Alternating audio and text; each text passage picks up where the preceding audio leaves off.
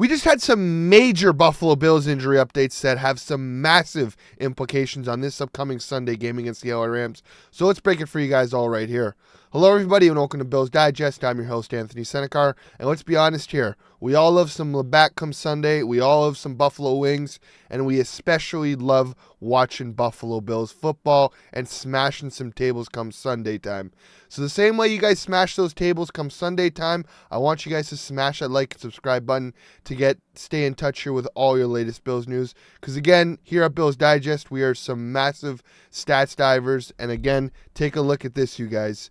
97% of you guys who are watching this video right now are not subscribed. Come on, join the army. Let's enjoy this crazy run of a Bills season together. Let's talk Bills. Let's keep you guys updated. And let's keep on enjoying this crazy, crazy season.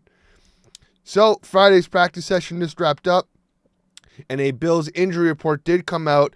Some major news, some crazy implications for this Sunday's game. So let's take a look at that injury chart and look at this. We have no one announced out yet by head coach Sean McDermott, which is great. This time last week, obviously Dalton Kincaid was out and everybody else was questionable.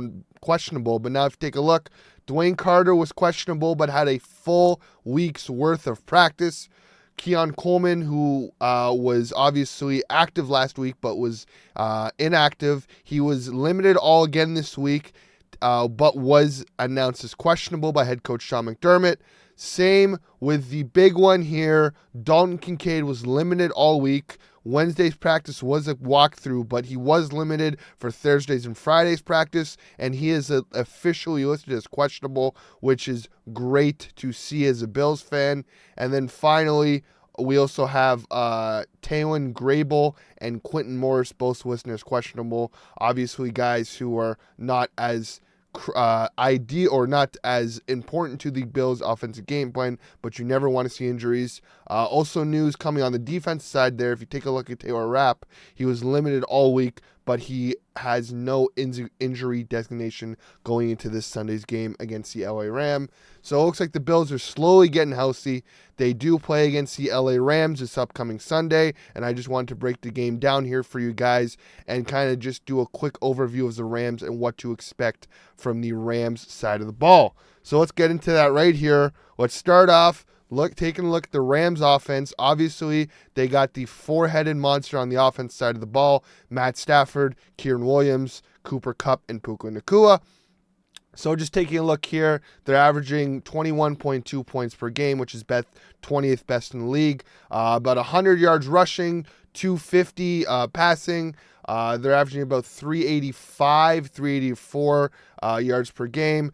The story right here that I want to keep you guys to keep an eye on over here is their third down conversion, which is 32.58, which is 30th best in the league. Again, Matt Stafford's I guess his pocket escapability is not the same as it used to, and obviously the O-line for the Rams has been banged up a lot throughout the season. So obviously a lot of the problems with the Rams this season is staying on the field and keeping those drives alive.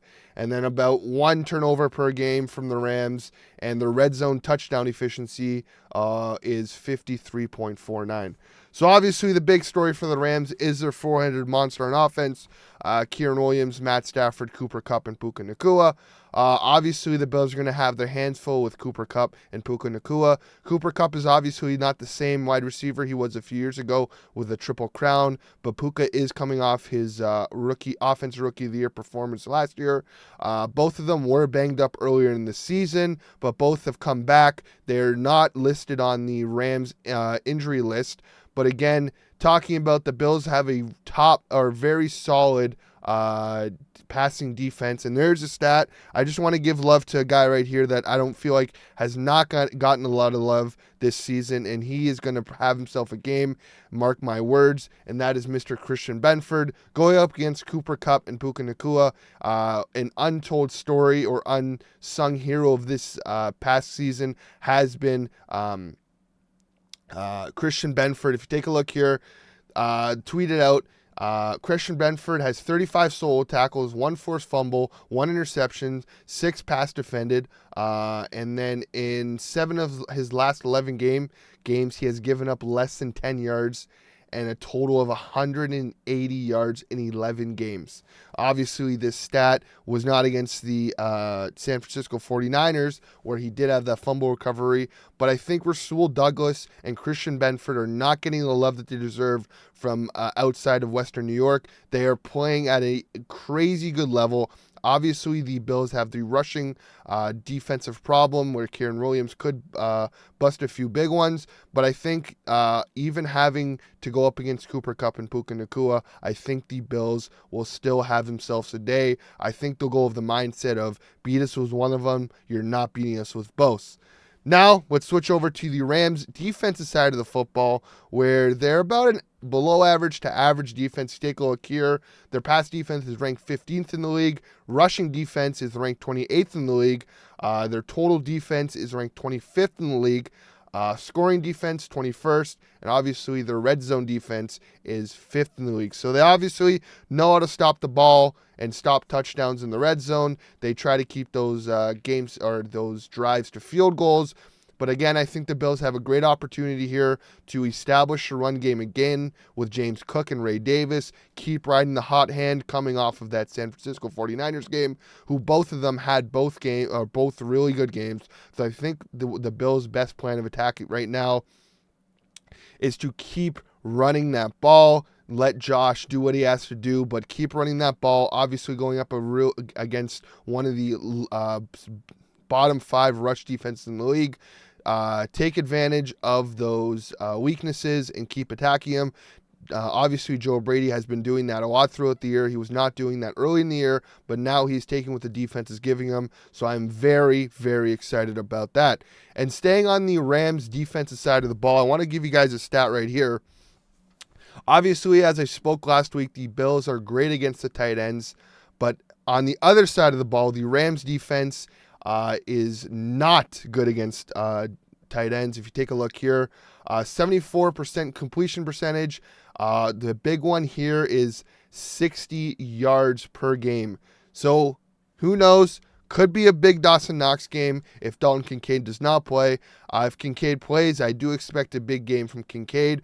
But again, with him kind of being limited throughout the week, not playing last week, there's no reason to rush him back when we have a massive game against the Lions next week. And I just think that if we got to take it a day at a time, same with Keon, you don't got to force it back. We're in the luxury now of having the AFC wrapped up, or AFC East wrapped up. Still obviously chasing that 1 seed, but I do see the Kansas City Chiefs stumbling at one part.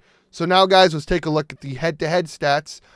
So the Bills, obviously, overall, this is all based off of PFF, so take that for what you think, but I just thought it'd be good to look at it as an overview of everything to look at. Overall, the Bills are ranked 4th, and the Rams are ranked 16th, defense 14th, 22nd, offense 6th, 16th. What I want you guys to take a look here is the Bills kind of more balanced, quote unquote, than the LA Rams. The Bills are passing and at a 57% chance or percent, and then they're running at a 42% chance.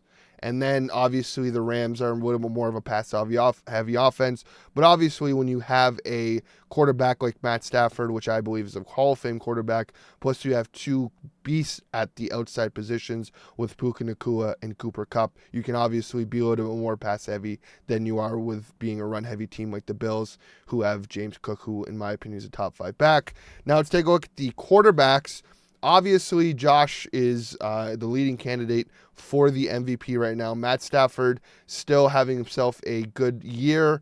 Now, I want you guys to take a look down there at the passer rating under pressure. Look at the difference between Josh and Matt Stafford. I think a big part right now for the Buffalo Bills to focus on, and I think what will be a major key to the game for the Bills, is getting pressure under Matt Stafford, forcing these long third downs. Obviously, the Rams are not able to convert these long third downs and third downs in general, as we talked about earlier in the video, as they are around a 30% completion percentage. So again, I think if we get a big game from Rousseau or Vaughn and just make Stafford look uncomfortable, I can see the Bills really running away with this game.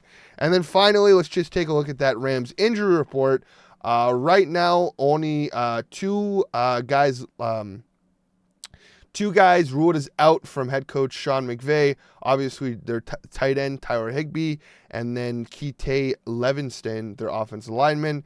And then their outside linebacker, Jared Verse, is listed as questionable. So again, nothing really major on the Rams side of the ball as considered outs compared to last week with San Fran, obviously having their starting left tackle in Nick Bosa out.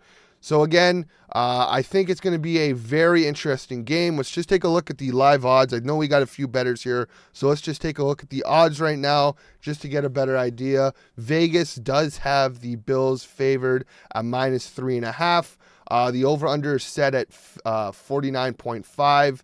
So again, we'll see what happens. I do like the Bills in this one. If I were to make a little sneaky parlay, because I gave you guys one last week, I'll give you guys another one here. I kind of like the James Cook rushing alternate yards at 60+. Dawson Knox, 25+ receiving yards. Josh Allen, 220 rushing and passing yards. And then I am a big fan right now of Khalil Shakir +4 receptions. Again, I see another Bills win. Then we got to shift our gears to Detroit. Let's not look over this Rams team. They're still a good team. They will still give you headaches. You can never count out Matt Stafford, and especially with the offensive weapons they have on that side of the ball, I can definitely see a high-scoring game. But again, please like and subscribe, guys. And as always, go Bills.